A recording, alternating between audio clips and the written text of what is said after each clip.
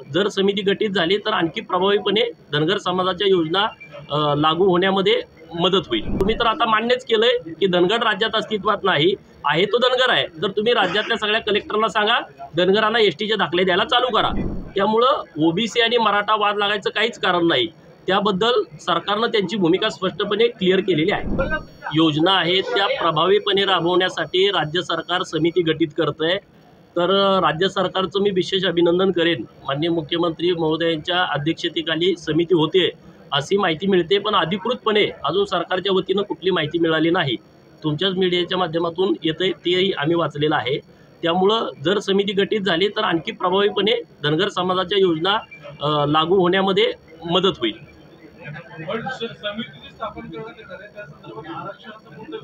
नाही, ती समिती पूर्णपणे वेगळी आहे। जी समिती व्हिजिटिंग कमिटी आहे, जे इतर राज्यामध्ये जाऊन आम्ही जी मागणी मीटिंगमध्ये केली होती 21 सप्टेंबरच्या की राज्य सरकारनं त्यांच्या अधिकारामध्ये धनगर राज्यात अस्तित्वात नाहीत, आहेत हे धनगर आहेत हे हायकोर्टामध्ये ॲफिडेविटवरती दिलेलं आहे। तर आमची मागणी सरकारकडे ही आहे, तुम्ही तर आता मान्यच केलंय की धनगर राज्यात अस्तित्वात नाही, आहे तो धनगर आहे। तर तुम्ही राज्यातल्या सगळ्या कलेक्टरना सांगा धनगरांना एसटीचे दाखले द्यायला चालू करा। तेव्हा राज्य सरकारनं असं सांगितलं की ते अधिकार आम्हाला नाहीत, आणि म्हणून मी काय मीटिंगमध्ये GR आणले होते की त्या राज्यांनी त्यांच्या अधिकारामध्ये ते GR काढले होते। त्यामध्ये छत्तीसगड, त्यामध्ये बिहार, मध्य प्रदेश आणि तेलंगणा या राज्याचे GR होते।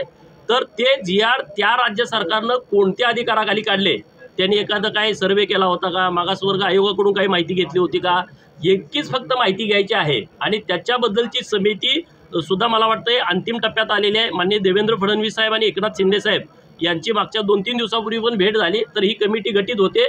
मला वाटतं 1-2 दिवसामध्ये समिती गठीत होईल अशी आम्हाला अपेक्षा आहे। आणि ती समिती गठीत झाल्यानंतर त्यामध्ये सरकारी अधिकारी आणि काही प्रतिनिधी आहेत धनगर समाजाचे, आणि ते बाहेरच्या राज्यात जाऊन फक्त एवढीच माहिती घेऊन यायची आहे की त्यांनी GR राज्य सरकारने कुठल्या अधिकारात काढले, इतकंच फक्त त्या कमिटीचं काम आहे।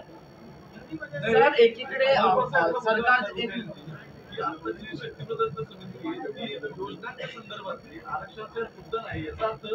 बघा, सरकारच्या वतीनं या कमिटीचं नेमकं काय काम आहे हे एकदा स्पष्टपणे येऊ द्या सरकारच्या वतीनं, मग आपण बोलू। पण जी बाहेरच्या राज्यात जाणारी कमिटी आहे ती पूर्णपणे वेगळी आहे। त्यामध्ये सरकारी अधिकारी आणि धनगर समाजाचे प्रतिनिधी असा विषय आहे। सर, एकीकडे राज्य सरकार मराठ्यांच्या मुद्द्याला घेऊन पुढाकार घेताना पाहायला मिळते, धनगर समाजाच्या मुद्द्याला घेऊन पुढाकार घेताना पाहायला मिळते, पण याच सत्ताधारी पक्षातले एक नेते जे ते सरकारच्या विरोधात भूमिका मांडताना आणि ओबीसीचे मुद्दे मांडताना पाहायला मिळते।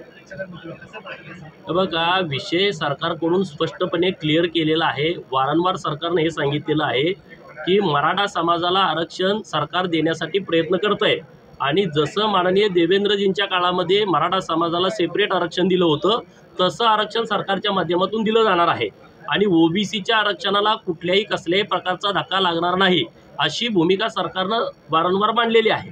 त्यामुळं ओबीसी आणि मराठा वाद लागायचं काहीच कारण नाही। त्याबद्दल सरकारनं त्यांची भूमिका स्पष्टपणे क्लिअर केलेली आहे। धनगर समाजासाठी 1000 कोटीचा सरकारकडून विविध योजनांसाठी तरतूद केली, पण अशी माहिती मिळते की अद्यापर्यंत फक्त 400 कोटींमधून त्याचा वापर झाला आहे। तुम्ही सांगितलेली माहिती ती बरोबर आहे।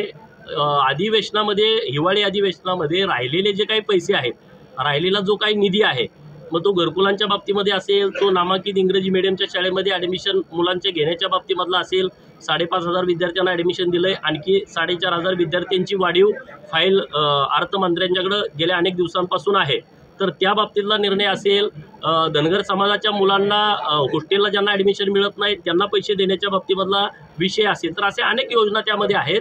तर मागच्या मीटिंगमध्ये असं ठरलं 21 सप्टेंबरच्या की राहिलेला सगळा निधी 1000 कोटीतला तो हिवाळी अधिवेशनामध्ये पूर्ण देण्याचा शब्द सरकारच्या वतीनं दिलेला आहे। मात्र 7 डिसेंबरला हिवाळी अधिवेशन आहे, तर राहिलेला निधी त्यांच्याकडून आम्हाला मिळेल, कारण 25,000 घरं द्यायची होती, त्यातली 2300 घरांना निधी दिला आहे। राहिलेल्या घरांना पैसे मिळाले नव्हते, तर ते पैसे वर्ग करण्याचं सरकारच्याकडून सांगितलेलं आहे।